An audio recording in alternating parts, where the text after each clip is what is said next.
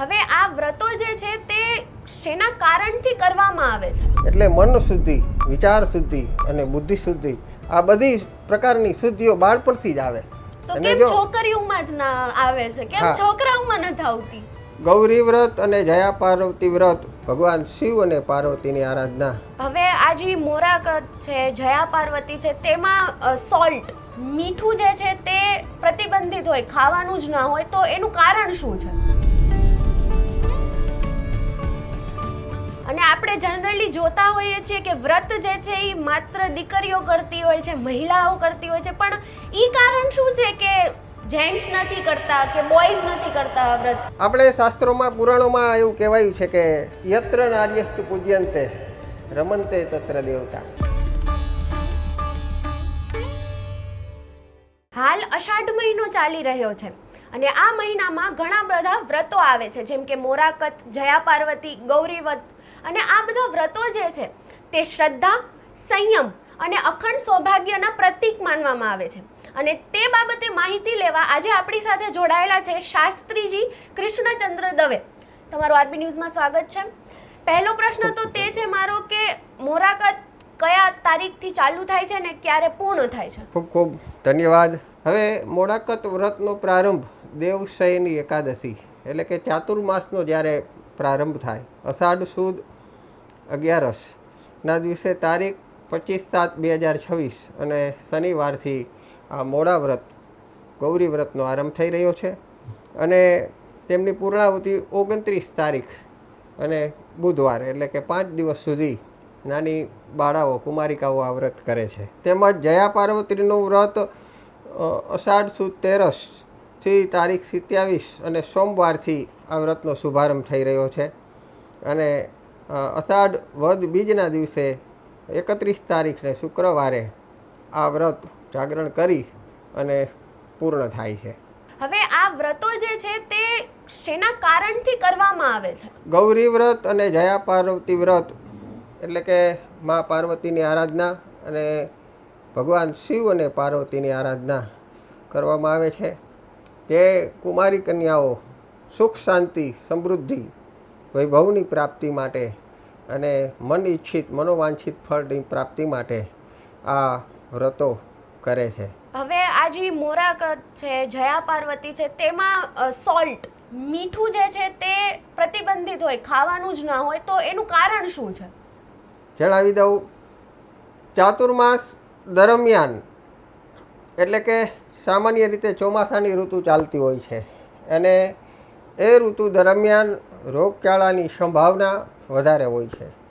તેમજ મીઠું એટલે કે નમક આરોગ્યને માટે પણ લાભદાયી નથી હોતું. એ હાનિકારક, વધારે પડતું નમક લેવામાં આવે તો હાનિકારક.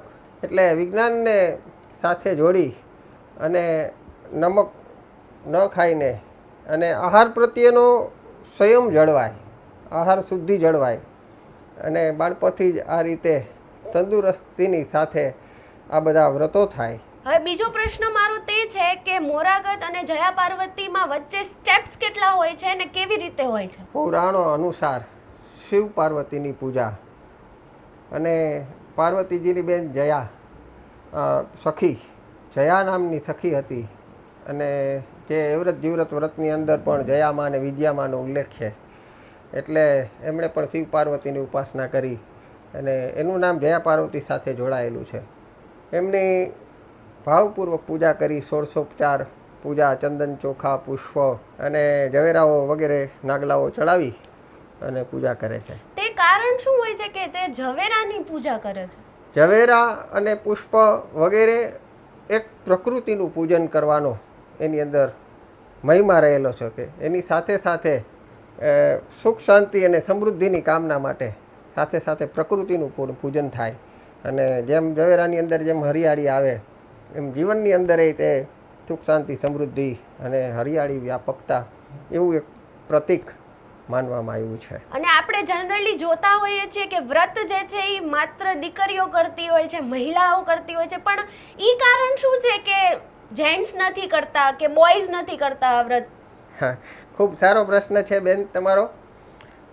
કે આપણે શાસ્ત્રોમાં, પુરાણોમાં એવું કહેવાયું છે કે યત્ર નાર્યસ્તુ પૂજ્યંતે રમંતે તત્ર દેવતા. નારી એક શક્તિ છે અને શક્તિ વગર તો શિવ પણ પૂજાતા નથી. એટલે ભગવાન પણ જ્યારે જ્યારે અવતર્યા ત્યારે માને માધ્યમ બનાવી અને પૂજાણા છે. એટલે જો માં ન હોય તો આ દુનિયા ન હોય.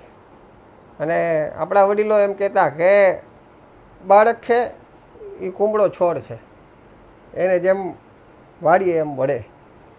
એટલે આ વ્રતોની અંદર પણ કુમારિકાઓ દીકરીઓની અંદર બાળપણથી જ આ સનાતન ધર્મના આ જે વ્રતો છે એના પ્રત્યે ધર્મ પ્રત્યેનો અનુરાગ થાય. અને જ્યારે જ્યારે આ કુમારિકાઓ અને કન્યાઓ આ વ્રત કરે છે એના દ્વારા એક તો આહાર સંતુલિત થાય, શરીર સારું રહે એના માટે તન શુદ્ધિ, અને આવા દેવ પૂજા કાર્યમાં એ જોડાય, ધર્મ પ્રત્યેનો વધુને વધુ અનુરાગ જાગે અને આવા ધર્મ પ્રત્યે પ્રેરાય.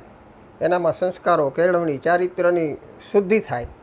એટલે મન શુદ્ધિ, વિચાર શુદ્ધિ અને બુદ્ધિ શુદ્ધિ, આ બધી પ્રકારની શુદ્ધિઓ બાળપણથી જ આવે. તો કેમ છોકરીઓમાં જ ના આવે છે, કેમ છોકરાઓમાં નથી આવતી? બેન, પુરાણો પ્રમાણ આપે છે કે જો રામચરિત માનસની અંદર રામચંદ્રજીએ પહેલાં તાળકાનો સંહાર કર્યો. ભાગવતની અંદર જઈએ તો ભગવાન શ્રી કૃષ્ણએ પૂતનાનો સંહાર કર્યો. અસુરો તો ઘણા બધા હતા, પણ પહેલાં આમનો કેમ સંહાર કર્યો? આ રાક્ષસીઓનો, કે બીજા રાક્ષસો થતાં અટકશે. એટલે જો સ્ત્રીઓ, કુમારી કન્યાઓના બીજ આવા સંસ્કારોથી, કેળવણીથી, શુદ્ધ વિચારોથી ભરેલા હશે તો સમગ્ર સમાજ શ્રેષ્ઠ બનશે. તો જે નવો જે સમાજ જે થશે એની અંદર સારા સંસ્કારો, સારી કેળવણી, સારા વિચારો અને ધર્મ પ્રત્યેનો જે અનુરાગ છે એ જળવાઈ રહેશે. એટલે કુમારી કન્યાઓ સુખ શાંતિની, સમૃદ્ધિની કામના માટે આ વ્રત કરે છે.